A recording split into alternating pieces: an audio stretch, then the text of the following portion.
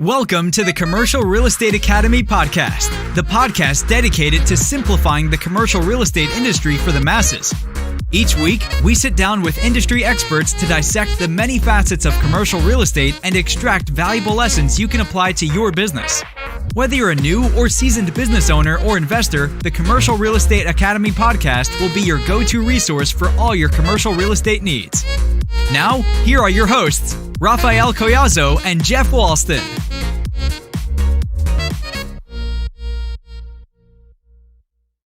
Welcome to the Commercial Real Estate Academy podcast. I'm your host, Raphael Collazo, here with my co-host, Jeff Walston. How's it going, my friend?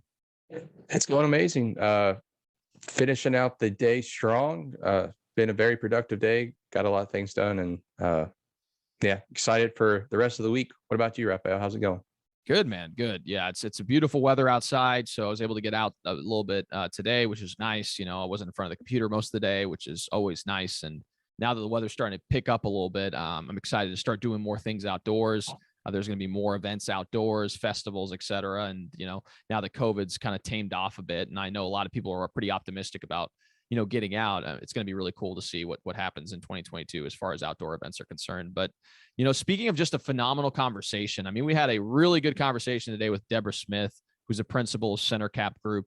You know, they're located in Stamford, Connecticut. We really had a great conversation. That they provide a variety of different services to their clients. And some of the things we touched on throughout our podcast episode was what got her interested in the commercial real estate industry as a whole. Obviously, she comes from a banking background and then found herself diving in a little bit more as far as the transaction piece within the commercial real estate industry around 2005. And she's been really in that industry ever since. You know, we talked a little bit about some of the early struggles in her career as far as, you know, when she branched off on her own in 2009. We talked about the adaptability of being able to be adaptable in any environment in order to be successful. And those who aren't adaptable ultimately do not succeed. And sometimes the thought process of when you're actually taking that leap of faith almost comes down to being somewhat naive about what the obstacles that are in front of you. But that's what enables you to kind of have the gall to be able to go out on your own and really start something fresh. We also talked a little bit about some of the services they offer their clients, and they offer a variety of different services, including, you know, consulting services, you know, pairing, dealing with funds and a variety of different people within the banking and commercial real estate industries as well. And then finally, we touched on a variety of different things, including some of the growing trends in the commercial real estate space, and also, you know, some of the things that she could share with herself if she was able to go back in time and share some insights with her younger self regarding, you know, what would she do differently, or not necessarily what she would do differently, but at least, you know, what framework would she use to be able to move forward in her life so that she can have a little bit less stress when it comes to operating within the commercial real estate space. So again, I found the conversation extremely enlightening. What about you, Jeff?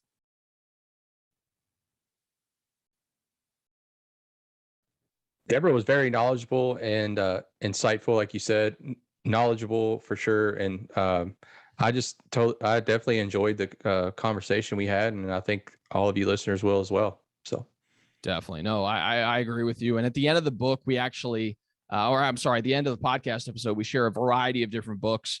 Deborah's a huge reader and also an audible listener in particular. And so we went through a variety of different books that you guys may find value from as well. So stick to the end to know about those books that she recommends. Along with that, we greatly appreciate all you guys for your support over the last several months. We've seen a significant uptick in our downloads as a result of you guys engaging with the podcast on a regular basis. So if you guys haven't already, we would greatly appreciate if you go to Apple Podcasts and leave us a 5-star review and write us a comment. Tell us what you like about the podcast, or maybe give us some insights into what you'd like to hear next time within the podcast as well, because we're always looking for great speakers to bring onto the podcast to share some insights. And so, you know, if you guys don't mind doing that, we would greatly appreciate it. I know it'll eventually be able to give you guys value as well, because we'll loop in podcast guests that will provide those insights as well. So again, without further ado, let's go ahead and dive right into the podcast.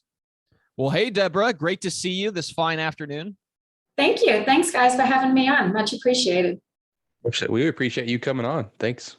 Definitely. No, yeah. Deborah's tuning in from Stamford, Connecticut. It's a little cold up there, but it's starting to get warmer. You know, we were talking a little bit off the recording about how she recently moved to Florida about a year or two ago, and she misses the weather down there. But I'm sure at some point you'll be getting down there again to take advantage of the nice weather. Exactly. I might add it was 80 degrees yesterday. Oh my gosh. Yeah. Yeah. We're located in Louisville, Kentucky, and a lot of people love going to Florida. It's kind of one of the big destinations, especially Destin. It seems like that's a big destination for a lot of people in Louisville. So yes, exactly. Yeah, I'll have to take advantage of that at some point in the near future. But first off, we're just super honored to have you because you have a unique experience and a great background, and we wanted to kind of dive right in. So usually what we do is we like to learn a little bit more about the person that's across the table from us when we start the interview process. So I just want to know a little bit about you. If you could tell us, that'd be great. Sure. So I'm Deb. I go by Deb Smith. I'm the co-founder and CEO of the CenterCap Group, which is a women-owned boutique investment bank that we only focus in the real estate sector.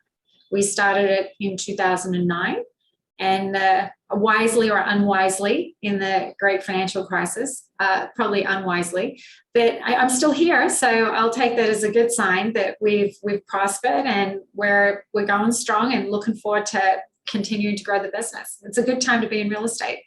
Oh, for sure. And you, I mean, obviously, like you said, when you first started in 2009, maybe that was not quote unquote the best time to start it, but maybe it was because now you had, a 12-year period or almost 13-year period of pretty good prosperity when it comes to real estate. I mean, since maybe 2013 and 14, I mean, we've had a significant uptick in real estate transactions year over year. So. Yeah, I think that's right. I mean, we were my business partner who I founded the business with. We were co-heads and ran CBRE's global M&A business that oversaw all their investment programs. And, coming into the recession, I remember we had announced a deal. I went home to Australia to see my family, and I came back and Bear Stearns didn't exist anymore. And so it was a crazy time back then. And, we'd spend our mornings trying to figure out how to move things around in the business, and the afternoons trying to figure out how to put out capital since we had raised such a large value add fund that year. And so it was a really interesting time, a little stressful, but, starting out on our own, we had started out with the right idea. And I just think in retrospect, we're probably a little ahead of ourselves and thinking it was a great idea to start because, starting out, we had focused on capital raising and the M&A markets were somewhat dead. The public markets were in trouble. And so we had focused on capital raising and really with the goal that, people needed capital solutions to what they were doing. And we really understood the real estate market coming from CB.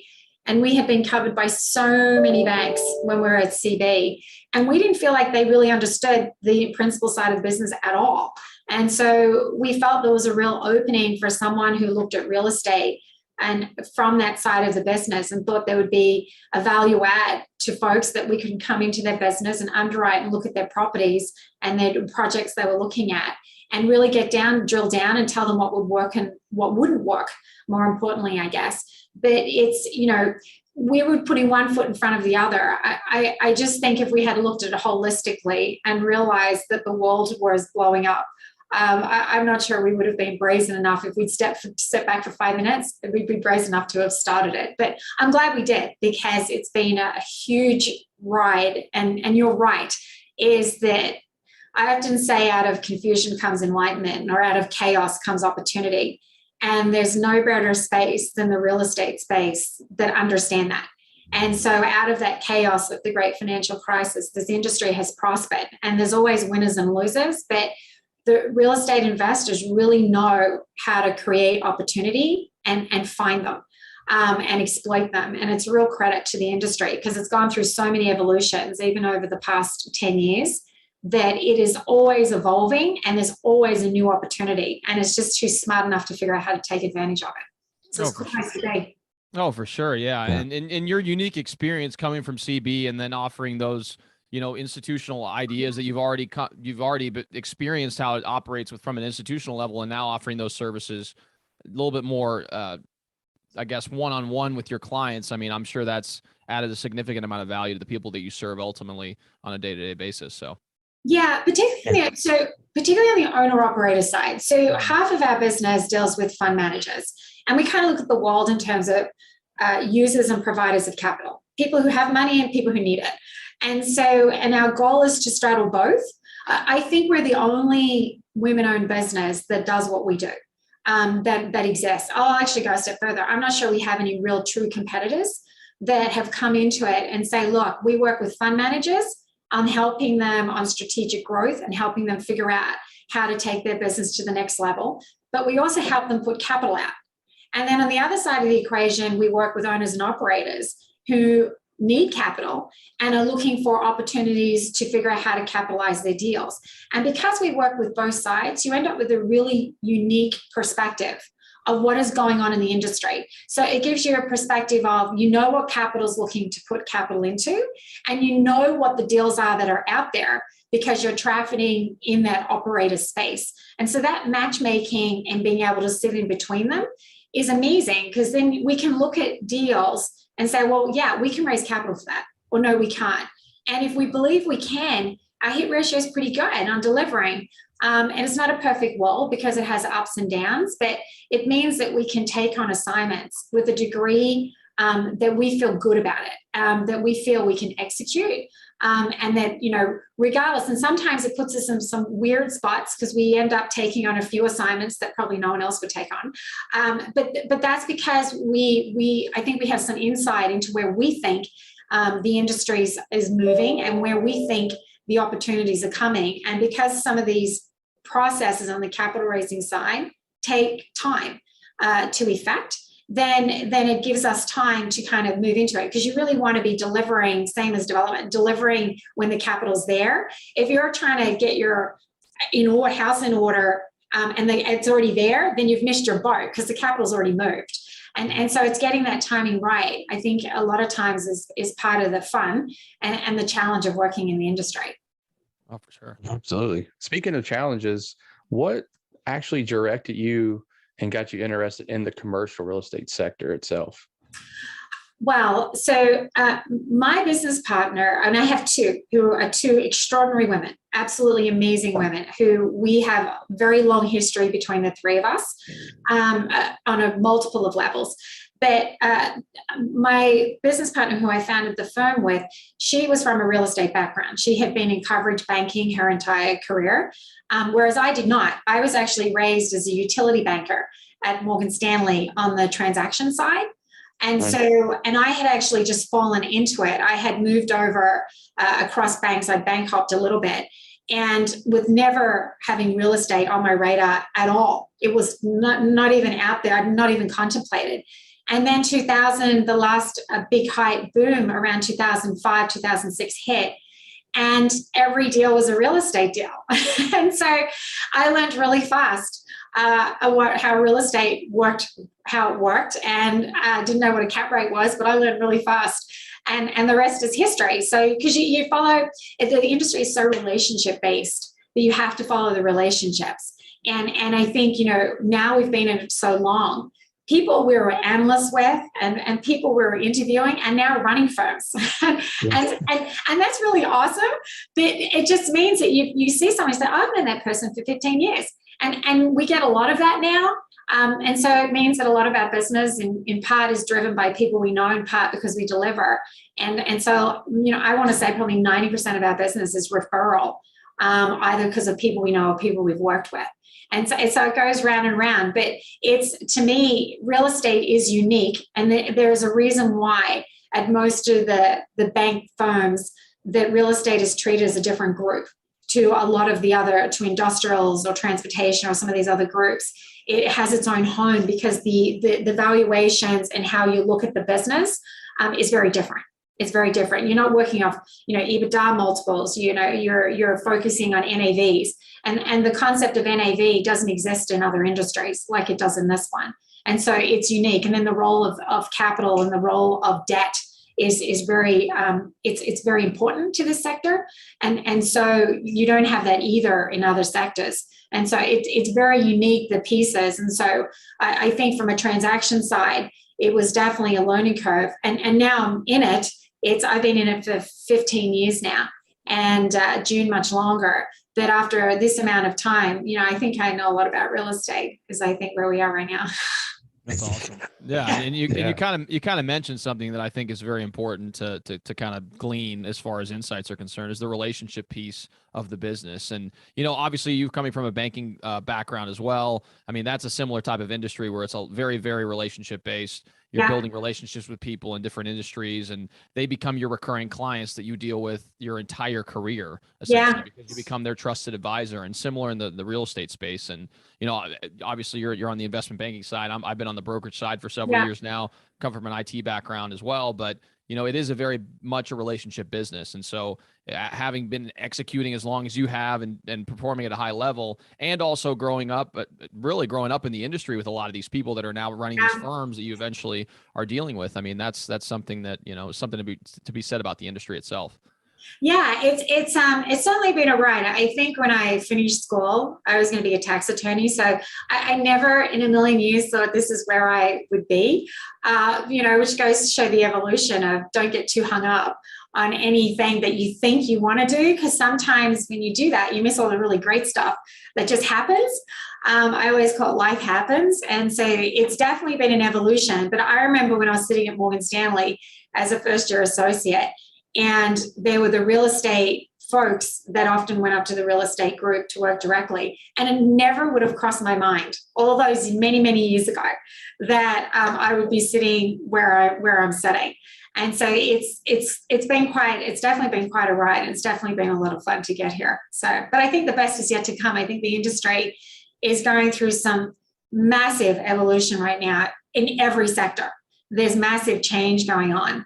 And, it's just, we'll see how long it takes to rattle through the system. But I think there's more than I've seen it since I've been in the industry since back in, the mid 2000s, that there's definitely a lot of change going on. So it's exciting to watch. We'll see who takes advantage of it. And those who don't will probably be left behind, I suspect.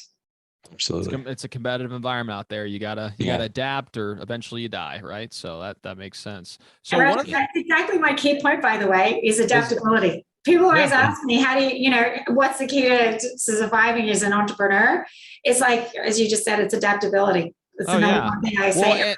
And it's just getting comfortable with being uncomfortable, because I use that analogy a lot when I talk to people. It's like you evolve into a new person every time you put yourself in an uncomfortable situation. You kind of morph into a new person. And so, if you're willing to put yourself in these uncomfortable situations over a relatively short period of time, it doesn't take a significant amount of time. If you really do adapt to that type of environment, you look back several years later and you're like, wow, I can't believe where I've ended up just in the last several years. I mean, we've done it with this podcast. Jeff and I started, the last year or so, and we've seen a pretty significant uptick in our downloads and reach and everything else. And that's just a little bit of effort consistently over time adds up to massive results, so. Yes, it does. Yeah, yes, it does. And I remember when we started the firm, and we didn't have our own broker dealer when we started, but I'm constantly on this whole adaptability thing. I remember when we got the brainy idea, one of our many brainy, not so brainy ideas of starting our own broker dealer.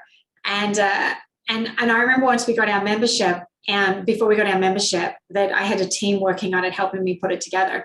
And they brought me in my compliance manual, which I swear was at least an inch thick. And I said, what am I supposed to do with that? They said, that's your compliance manual. You're the CCO. I said, excuse me? What am I supposed to do with that? And they said, you got to put it in place. And so I was like, oh my goodness. And it really bit down, just how much I had taken on with the responsibility of doing it. And so we take a lot of pride in our systems and processes. And, I think compliance makes us a better firm. It certainly makes us one that is very institutional.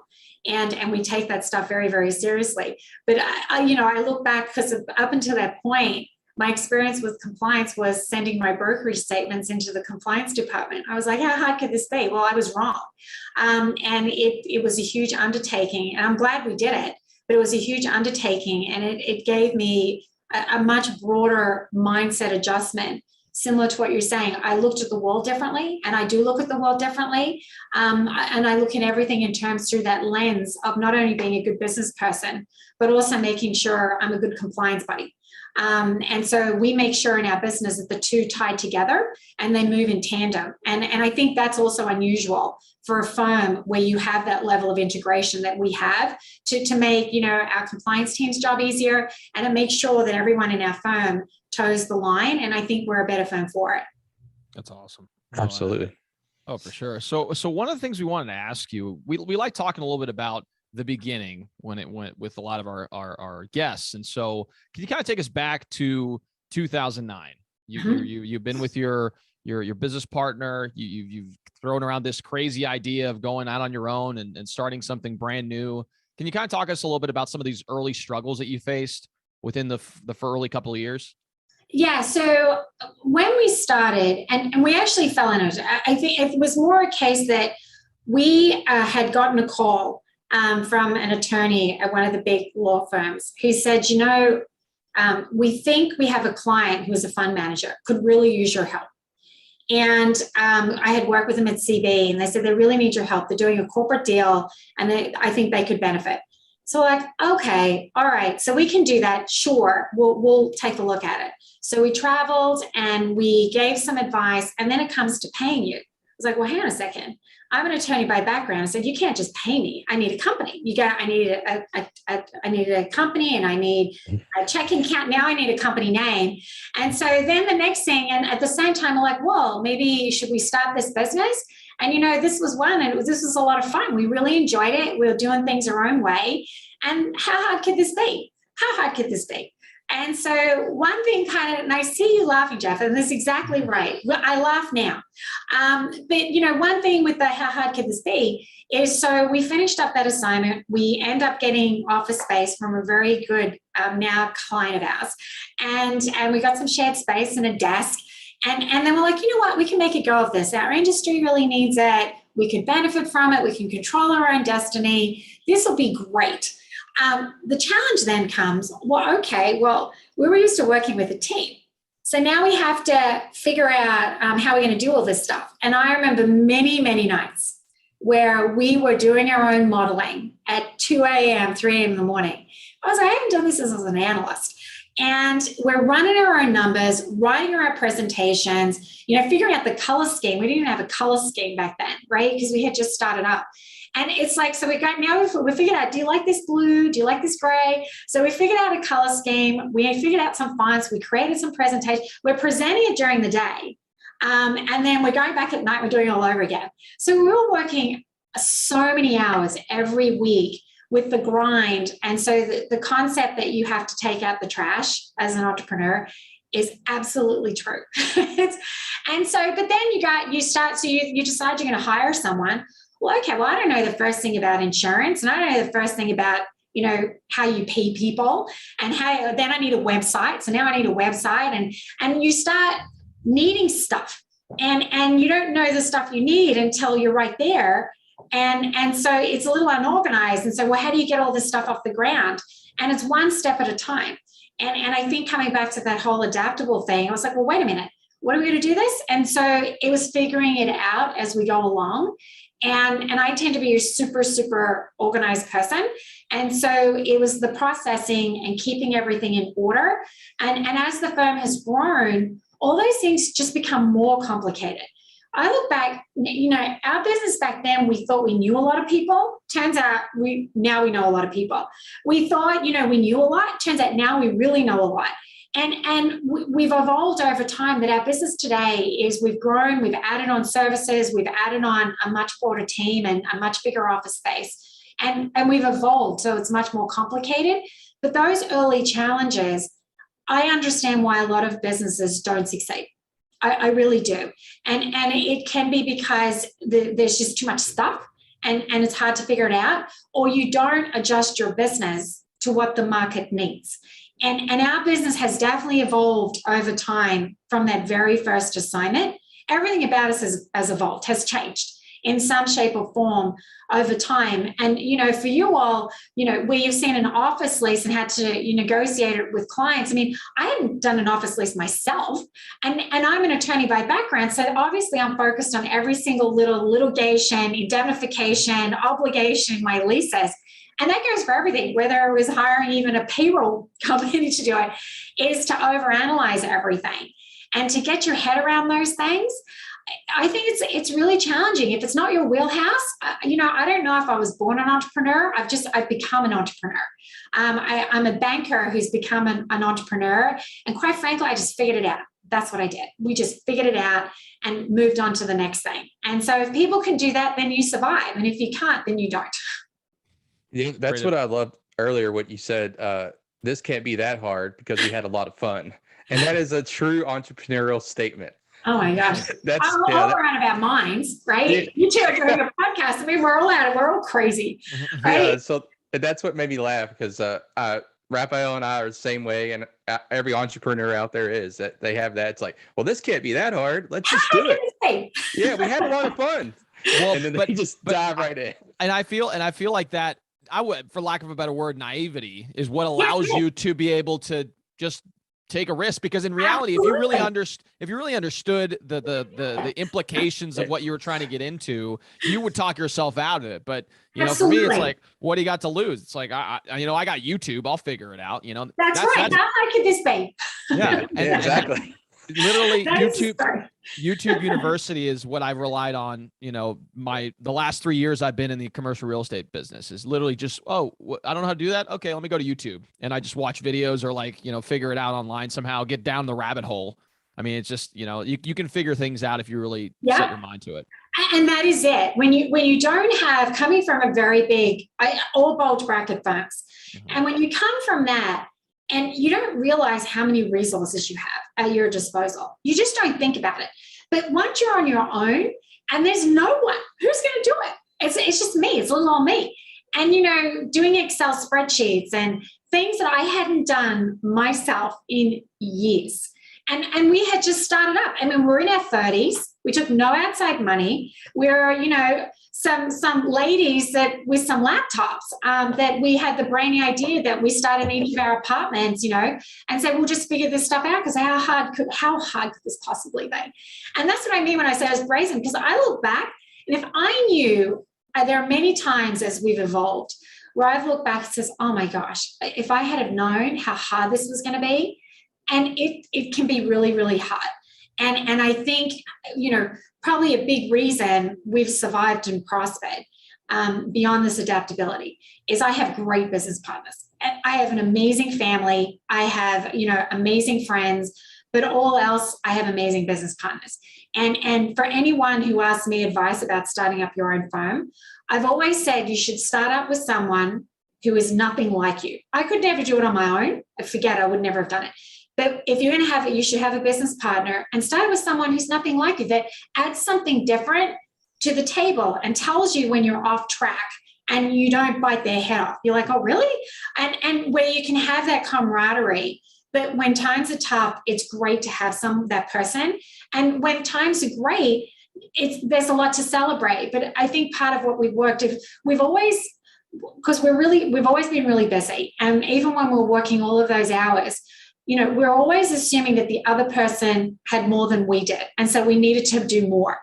And I think that has served us to this day, where we still, we're always trying to help our team out on the basis that we think they're busier than us. And I don't know if they are or not, because I feel like I'm pretty busy, but it's that camaraderie that I think is the reason we've stayed doing this, is because I love this job, and I've been doing it since I finished college. And I don't know many people that are still doing the same job, but my two business partners and I are doing the same job. We've been all doing it since college, which is a really long time.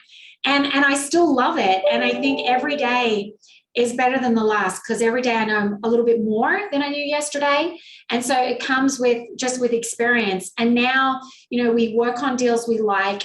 We only work with people we like, because life is too short.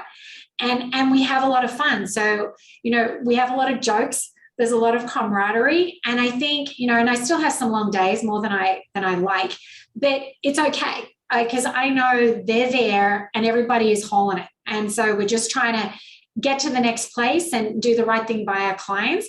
And along the way, we really do have a lot of fun, even when times are tough. Yeah, it's a lot of fun. This banking business is a lot of fun. And speaking of your clients, I was kind of wondering if you can go into some overall detail of the services that you offer your actual clients and for our audience. Sure. So it's a mix. So I tend to line up in three buckets. So we have a traditional investment banking, corporate M&A strand, which is our backgrounds. And so we had come on the REIT side from the public market side. We moved into the private markets, because we didn't have a balance sheet, the REIT market was kind of dead. And we drifted into the fund management space because of our role at CB. And so we've kept with that. So we have an active M&A business in the fund management space, buying and selling investment managers, also buying and selling operators, service companies, as well as with different forms of REITs. So that's on the corporate side. We have a capital raising business that is focused on capitalizing usually larger projects or programmatic joint ventures. I think we've had a multifamily JV or capital raise pretty much every year we've been in existence, which shouldn't surprise you all, because that's the space that everybody likes. But around that, we've done some cool deals that we liked. We did something in retail, which is very contrarian, but we got it done. We got something done in the shared office space, which another tougher deal. We got something done in the logistics space, which is in favor. So that was kind of cool. So that's our capital raising. And then we have, we built out a few years ago, a consulting practice, which is really designed at strategic planning, business planning, figuring out how to grow your business. It does investor surveys. It helps operators become institutional. And so we can go in and I can probably spend about an hour with a company and figure out what's good about it and what's not bad about it, because I've seen so many companies. And then it'll take me time after that to confirm it, right? So I have a gut feeling on these things, and then it takes me time to figure out if I'm right or wrong. And I'm usually right.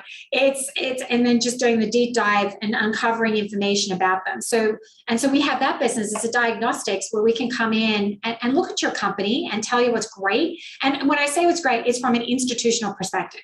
So if you're going to go raise capital, you want to do a deal with and grow your business, become institutional, I can look at it and advise you as to what you would need to do and what's already good and set you apart. And then it does marketing presentations. So we can go in and figure out what's great about you and create new marketing materials. Which it's a lot of fun, but the only challenge with it is by the time we're done, all of our clients think they really are truly amazing. So which is great. So that's a lot of fun. And it's much more of a consulting side. And I run that business myself because I love it. I just love meeting with companies, breaking them down and building them up and helping them to be the best they can be and to position them the best they can be positioned and make them look special so that when they go out to the market, I take pride in thinking that no one has seen exactly their story before. And it's coming out with that special story that is part of the challenge, but is also the fun. That's the fun bit. That's awesome. No, and I like the idea of you sharing regarding, having that third party perspective, because sometimes, especially when you're operating a business on a day-to-day, sometimes it's hard to remove yourself and be a little bit objective of what you're doing right and what you're doing wrong within your business. And having someone like you who has dealt in the space for many years and you've dealt with a lot of different types of businesses in a similar space, you can provide that third party analysis and then, make them to put them in a better position to be able to, like you said, present themselves to the market in the best way possible. So, yeah, even on the fund management side, I mean, we have recurring clients too, where if they want to put capital with fund managers and they'll say, hey, we want to can you go take a look at company A and tell us if this is someone we should put $200 million with? Can you go spend some time with them and come back and tell me what you think? And I love that stuff because it's challenging. I wouldn't have loved it if I was a first year associate because I'd be like, what? But now when we have seen so many companies and we look at so many companies, now it's fun. Because we get to go in there and we get to dig in and every company I think has something special. is like children. All children and everybody is great at something. And it's figuring out what makes you great and then focusing on it. And so with companies, I believe every company is great at something, and we just got to figure out what it is. And sometimes it's not always obvious, and sometimes it is. And then we can rally around that. But it's often surprising to me how many companies we work with that haven't quite zeroed in on that. And you think you've made all of this money, you're an awesome real estate investor, but this is something we need to work on. Well, I guess it's great that they don't know, otherwise I wouldn't have a job. So that helps keep me in business, right? Exactly. No, and that actually leads us to the next question, which I was kind of interested in, is could you tell us a little bit about an example of a project you worked on where, maybe you thought that, or someone thought that this was an obvious decision or a track that they should take, and in reality, it actually was something different completely. So, Wow. Can you kind of tell us a little bit about that? Because I know that's kind of one of your superpowers, as they say. Well, I'll give you the one where it resulted us and not getting paid because of the advice we gave. Is, we were working with a few years ago. We were brought in to sell a company, and we actually went into the company, and it was a big conglomerate, had lots of different businesses. And by the time we did all of our work, our recommendation was not to sell it as a whole. That if you really wanted to, maximize your proceeds, you needed to sell it in parts. And there was and it was a little more complicated than in terms of one, this needed a capitalization plan. This one you could spin off. This one had some public option, but there was a lot of different components to it. And we told them that the number they thought their company was worth, they were not worth that. And they weren't going to get that.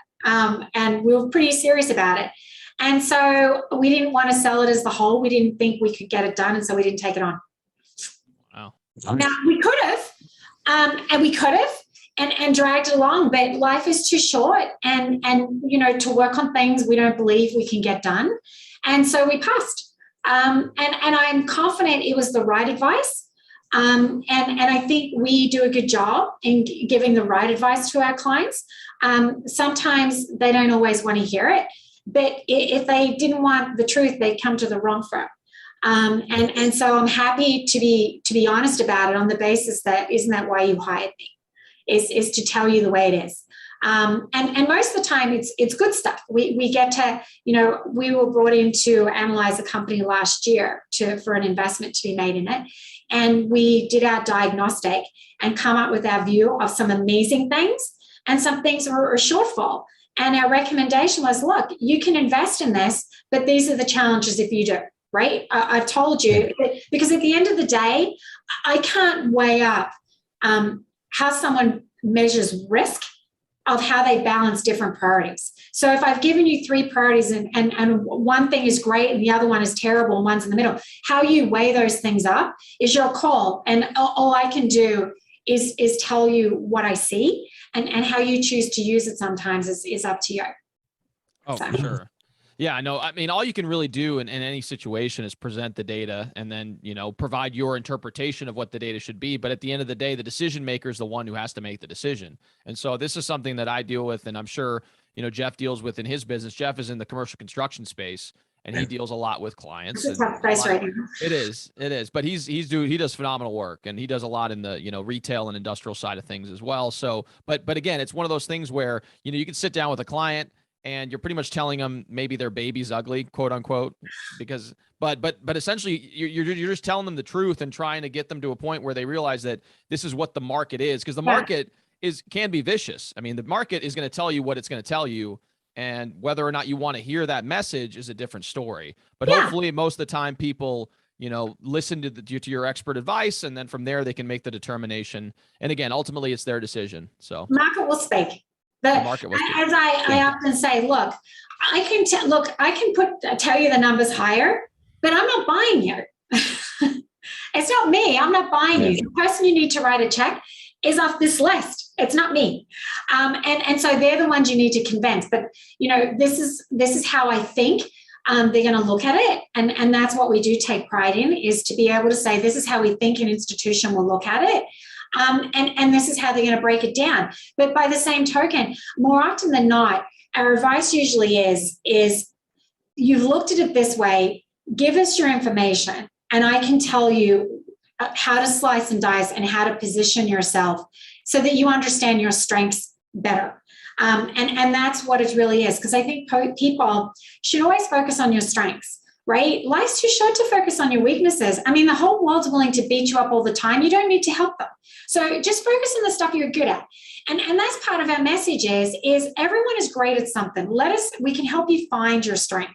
And that's what we end up doing definitely on the consulting side. But that plays into corporate M&A when you're looking to sell or when you're looking to buy someone. It comes in when you're capital raising and how you're going to position yourself. And, we have a growing fairness opinion practice for public companies. And one of my business partner runs that effort. And even there, it's like when you're evaluating, you're looking and providing an opinion to someone, you're not agnostic to who the company is and what they do and how they position themselves and what they've been able to achieve. All of those things play into it. And you really get a big deep dive into even corporate structures and what their organizational structure like and who is doing what. And you get a really good look in to how people do staffing. And I think it reveals a lot about each of the individual companies. And you're really only as strong as your weakest person. It's like a basketball team, right? You're only as strong as your weakest person. And so, continuing to grow and being mindful and thoughtful around those things. The world is anyone's oyster if you're willing to take, be adaptable and step back and say, hey, you know what, maybe there's some truth to this. Maybe we need to think about making some adjustments there. And every entrepreneur I've worked with, and there are a lot in real estate, have understand that. And if they've gone on to be successful is because they've said, you know what, maybe there's some grain of truth to that. Let me think about it. And have adjusted and accommodated, and then they've gone on to grow their company. Yeah. I wanted to add to the conversation earlier about the company that, you guys stepped away from. I think the word is integrity and honesty. And I think that's why. Yeah, it does pay in the long run. And so that's what I believe that's why you guys are still here. You ladies are still here and around because people know, okay, I'm going to hire these ladies and they're going to tell me the absolute truth and be very honest with us and have the integrity to tell us and not beat around the bush and just come out and say, hey, you might think it's 50 million and we're telling you it's only 35 million. And that's what the market can bear. Well, sometimes we actually tell them it's more. But that's the really fun part. That's the fun part, Jeff. Yeah. When we get to say, no, we actually think you're worth more than that. And I get that, really? Yeah, you really are. You're underwrote yourself. You're undercut yourself. You're worth so much more than that, at least from my perspective. But then again, I'm not buying you. So the market will speak, and the market always has something to say. And so the market will speak all of these things. But, I know you're right, Jeff, because I think for us, some of our clients we've had for 10 years, as long as we've been in business. So 2010, so okay, more than 10 years. We've had them a really long time. And I call them life cycle because we're with them and made it being a strategic assignment. We've raised capital, raised more capital. We've gone on and sold them. They've gone to the new party and then we're off again, right? It's just the evolution that, it's life cycle. You build a company, you grow it, you sell it, you start again. And so some of our clients, we've had them for a really long time. And we've done so many amazing, cool things with them over that period. And then they make referrals because I do believe that if we give good advice and we do the right thing by our clients, that it will pay us back. And sometimes I close my eyes and I think, I don't know, should I have said that? But and I hope I've done the right thing. And I think it has served us. And sometimes it's difficult. They're difficult decisions and they're difficult to have conversations. But I do think it pays us back. And I do think that's the reason why so much of our business, has come from, 90% of it, maybe 90% has come from referral or from, people we've worked with in the past where it's come inbound. And we're just so appreciative because we've had an enormous amount of support, no question, to get to where we are by people that are in this industry and have stood by us. So big thank you. Absolutely. So I kind of want to dive more into the real estate space and see what are some of the growing trends that you've been seeing within your company and other companies that are coming to you? Can you enlighten us with some of those? Well, let's see. I think there's a lot going on in every industry. Yeah. Let's pick a couple. So yeah. I think in industrial, I love industrial right now, and not just because of what's going on with logistics and supply chain, but because what e-commerce has done, and the millennial generation and the thirst for convenience over so many other things is rattling through its impact on every sector. It's everywhere. And so on what I see on the industrial side, which I just love the space right now, is you're seeing changes in warehouse design, size, height, your positioning to regional, how those are fitting in with last mile and fulfillment. All of those things are evolving in response to changes in e-commerce, which is driven by, it's up, 10 going to 20% now. It's in the next 2-3 years. But that evolution, it means that 65% of online shoppers think next day is how it should be for a delivery. Can you imagine? I mean, 5 years ago, who would have thought that next day delivery was the status quo? But think about what's involved to deliver that next day. And it happens, by the way, but think what's required. The last mile logistic of fulfillment centers, that's really evolving. And so you're seeing things like, converting, old shopping centers that are dark to fulfillment centers. Or you're seeing big box retailers carving out backs of their stores, shrinking the retail, creating fulfillment centers. And whether it's parking garages, it's old gyms, old movie theaters, all these things of repurposing real estate in response to the change of what we're seeing on the logistics side.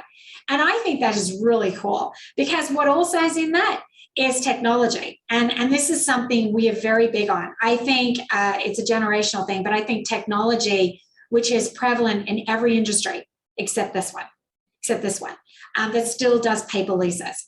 And so I think this industry, technology is rattling through the whole thing and combining with what's happening on the shift to a preference for convenience, which is generational.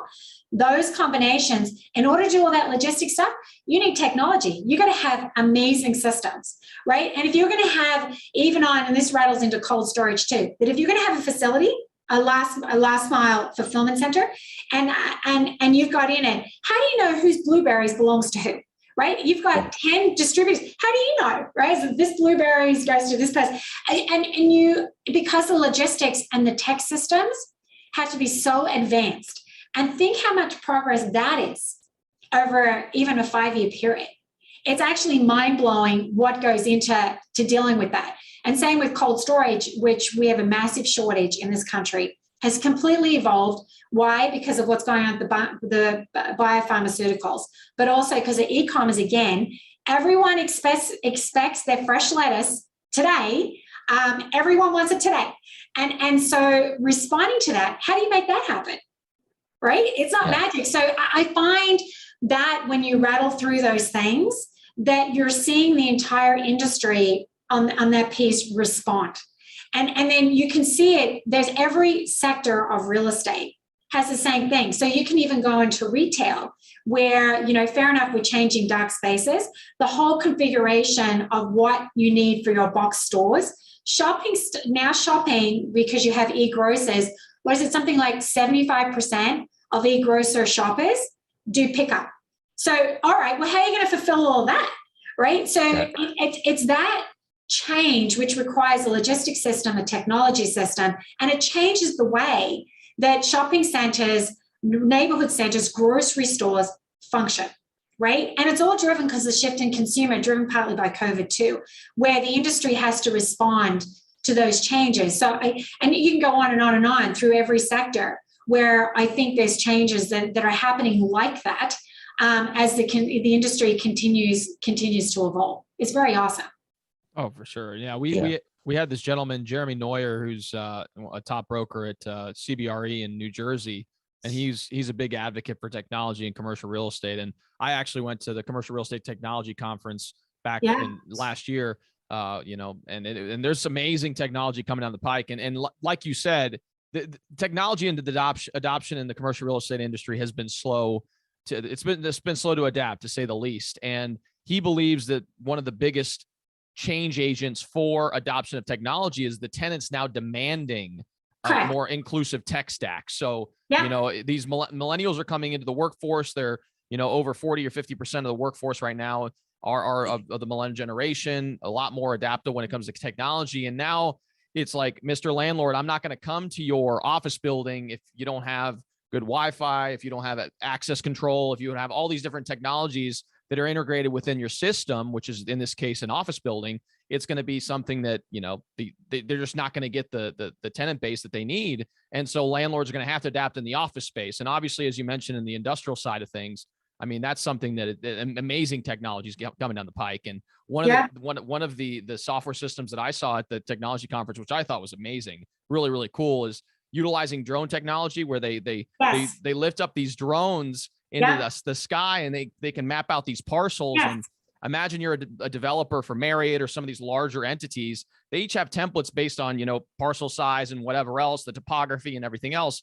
Well, these drones go up there, map out the parcel, look at the topography and everything else, and then you can just flip through these templates real quick to assess the feasibility of the site, as opposed to having to put it under contract, now soliciting the services of all the different professionals, and it can cost you months of time and potentially tens of thousands, if not hundreds of thousands of dollars to do the feasibility site work, essentially. Yeah. Whereas now you can. Look at, in shopping centers with retail, because they use the GPS technology. So, we've had a few clients in the retail space, to the point where I think I try to turn my phone off, because they, when you shop at Trader Joe's, they know more about your shopping habits than you do.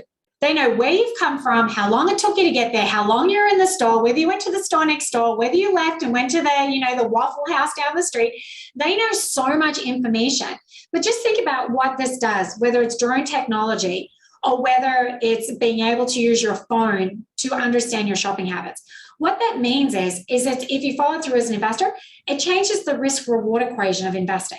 Right? So normally you price your reward based on the risk you're taking, right? But if I change your risk profile, because now you know more than you did before, it changes the reward you need in return, right? And that's what the most amazing thing is, if you follow it through, what it all translates to. So if I told you, well, gee, should we put out on that pad a movie theater, a gym, should we put a McDonald's? If I told you, well, did you know that how much percent of your base doesn't go to that Trader Joe's, you think? They actually go, to the Dunkin' Donuts down the street after they leave here. It changes your mindset. But if you knew that, then you have a better sense of what should go there. And the drone technology is the same, because not only does it allow you to pick out your template, but it gives you insight to the property that you can't get elsewhere, because it gives us such a broader overlay, and the machinations of what you can go through with drone technology is incredible. It's absolutely incredible. But I even look at it with the multifamily is going through an extraordinary amount of change right now, whether the sector appreciates it or not.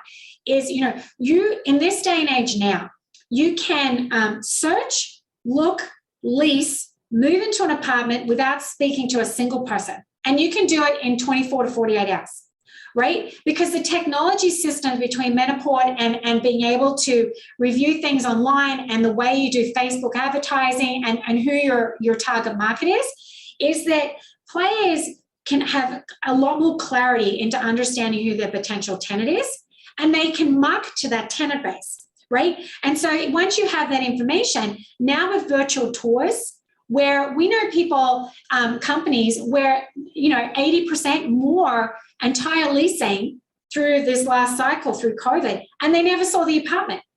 They never saw it.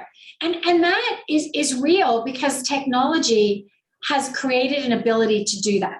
And it's substituted and given much greater clarity than anything else. And I think what we'll find is similar to what you're saying about the millennial generation, is that once they're in apartments now, they want their app. They want everything on their app. They don't want to talk to anybody. They want the maintenance. They want, if they've got to get deliveries, they've got their Alexa. They want it all through a system. And AI now can deal with all of that. It can pretty much do everything, and except to have the maintenance guy show up to fix the leaky pipe. AI can pretty much do most else. And that's what's really incredible. And, some would say, well, that changes your consumer experience.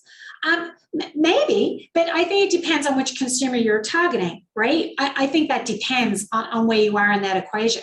But it's very interesting if you think where that can go on the piece, if you let your mind explore the possibilities of where technology can change in each one of these buckets. Almost certainly. Oh, absolutely. Yeah. And I think it's going to be very interesting to see what happens over the next several years in the different industries that you're mentioning. And, I'm excited for the change. Like I said, I come from a tech background. I'm an engineer by trade, so I can kind of geek out on some of that stuff as well. So. Oh, I'm sure. Well, Jeff, I mean, your industry is not spared. How about 3D printing our houses now? Yeah. 3D printing, how many bodies do I need now? I can print it all out with my computer and it can put out my stick built. That technology, they're building houses now and apartment buildings with 3D tech, with 3D, printing. So, and all that can be scoped out through a 3D system and through AI. It's crazy. So, but just think through where that takes you, right? And then once that technology is good and really good, where that can take the industry. Oh yeah, absolutely. They actually are doing more modular. That's still coming up and rising up in the construction industry, where, like Raphael was saying, you flip through basically online and pick out what you want, and they're building it in a factory and then shipping it out and putting it together. But it's not just walls, it's all your mechanicals, and everything is already set up, and these things are like you connect together and you go. It's like, so one day, Jeff, you're going to show up at a construction site and there's going to be you standing right there and you're going to go, what are you doing here? Because I figured out how to print that. It's it's like Legos, just like well, I remember the very early modular housing around when we were at CB, and people laughed at the concept. So it's like modular housing. But, I remember, and we were very contrary on this, when we tried to tell investors that the way the multifamily market was moving is people were not focused on the dollar per square foot for their rental apartments. People don't go in and say it's $50, $60, $20 a square foot. People look at an apartment and they say, oh, it's worth my money or it's not. And they make that determination on a whole host of factors. Right. But sometimes that meant when they shrunk the units down and the invention of all the amenities, and which is really, you're taking your square foot and distributing it elsewhere, but it pushed the dollar per square foot up for your apartments. I remember when we first were trying to market that as a concept for one of our clients, institutional investors said there's no way people are going to pay that dollar per square foot. You want to know something? It's the standard now. It's like we all get that people will trade apartment size for amenities. They will, and they will trade it for amenities. And there's a mix there of what that trade-off is. But the concept that people will just have an apartment with nothing else, right? I don't think that is the norm anymore. I think the world has moved past that. And it's just a question of what that balance is and what that trade-off is, depending on who your target is. 100%. Yeah. I had a gentleman that's, I know a gentleman in Nashville, actually, who's a developer, and they're doing a micro unit development where it's, the 400 square foot tiny apartments, but the amenities are awesome. And then there's retail on the bottom, there's coffee shops, there's all these different cool things pertaining to what the development has to offer. And you attract young professionals, and in a city like Nashville, it's growing rapidly with a lot of young professional talent. I mean, those are perfect places for them to go, because even if, let's say it's a 400 square foot unit and they're paying $1,000 a month to live there per square foot, you're talking $25, so that's pretty significant when it comes to the developer standpoint, because it's like, okay, I can maximize the price per square foot of these units on a month-to-month basis, therefore increasing my profitability. Exactly. Yeah. Exactly. And there is a client base for that. There really is. But the whole concept of not having kitchens is not uncommon in New York City. So the concept was there, but why there was such a shift to not appreciating that it wasn't just a New York thing. And it didn't have to be taking away a kitchen, because what the concept is really getting at is that people have shifted in their mindset. They don't want to spend all their time in their apartment. Right. And so, okay, what are they going to do? And they will trade it depending on what that package looks like. But it's an evolution of who your renter is, and understanding that. But, it just, there are different segments, obviously, for different areas of the market. But that is one segment that it has evolved. and has changed.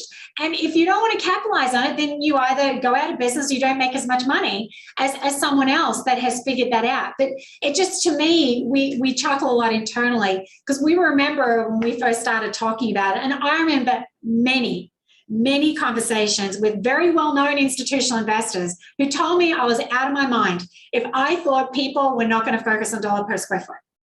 And I was like, I'm right, I know I'm right. And here we are, we all know it. We all know that people absolutely will.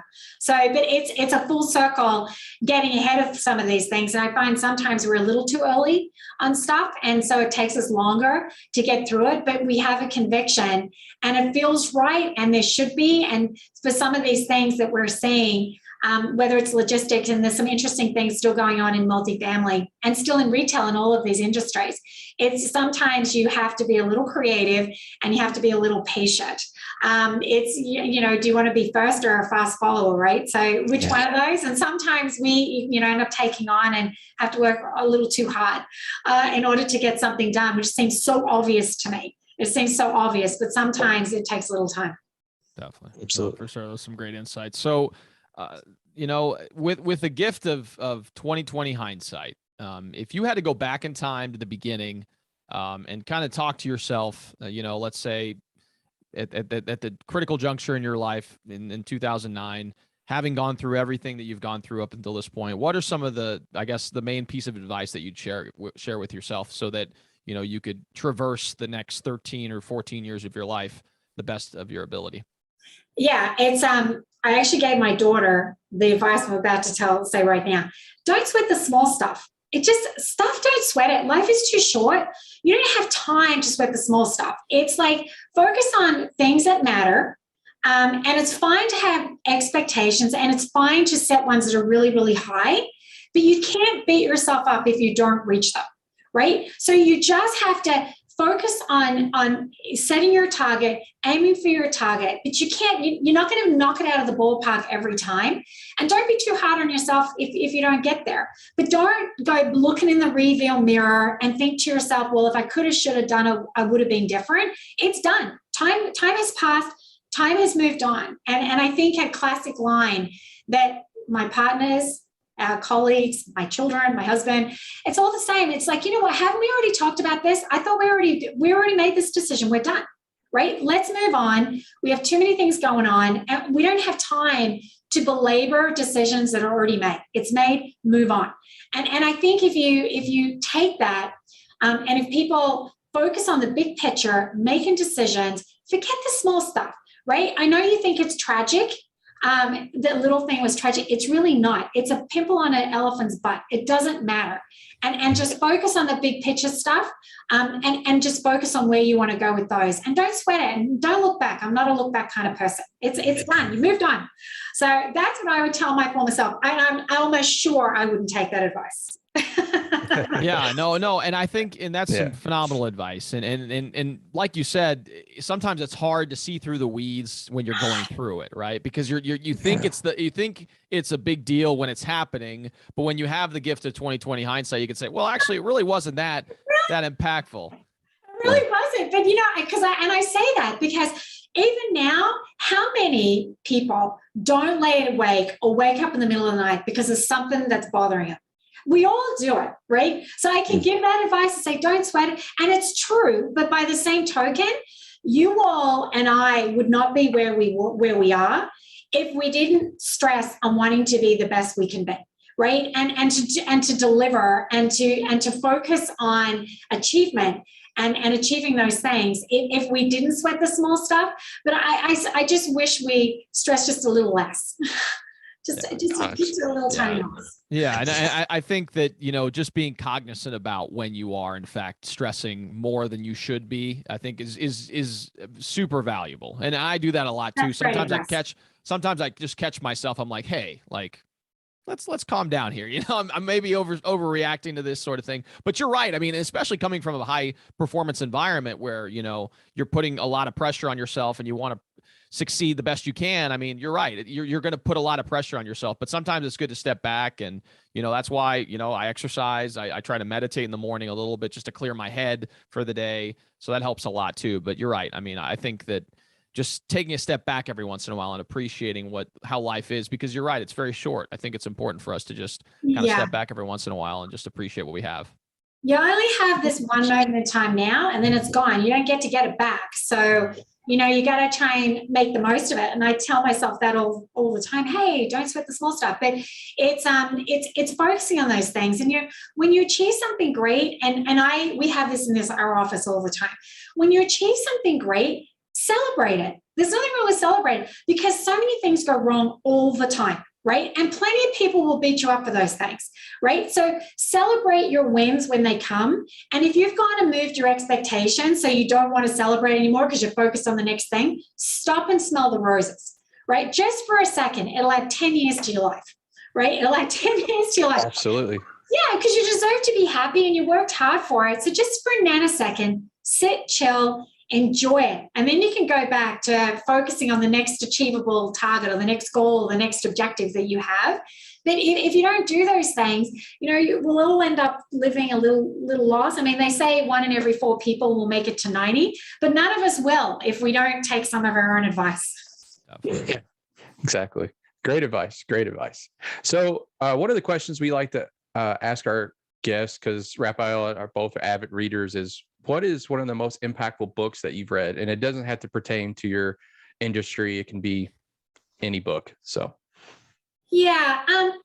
There's lots of great books. I should ask you guys that question. So I'll go first. I listen to an audiobook. I'm a huge audiobook person because no minute can be wasted, right? You have to utilize every minute of every day. I listen to Confucius Never Said. It's a book written by Helen Rowley. She grew up in communist China, 4th generation, and it was about her struggle to come to the United States with $100 in her pocket. And she's gone on to become a very successful entrepreneur out in the West Coast. And her story is extraordinary. And what really struck me is that, and my background is nowhere near as the struggle she had. But, I grew up in a dairy farming community and then never thought I would ever go to college and never gone on to do any of the things I've done. And I relate to her story, although her story goes so much further than I can ever comprehend. But to appreciate the struggles and to want something more and to go forth and just with such an attitude of I will get this done and I can achieve anything and I will, no matter what's in front of me, I know what I want to do and I'm going to get there. And I just find that the struggles and her story is remarkable. And it's uplifting in the sense like, wow, this is, despite everything she's conquered, she has managed to succeed. And I just think it's an extraordinary story. And I read it a few years ago and I think about it all the time. What an amazing struggle she had to get to where she is. And I just, for anyone who's looking for a book that you will remember years later, it's one of those books. That's great. Yeah, no, I love reading biographies as well. So I'll probably add that to my list. I had, Made in America, Shoe Dog. If you haven't read that, that's a phenomenal book. The Ride of a Lifetime, Bob Iger.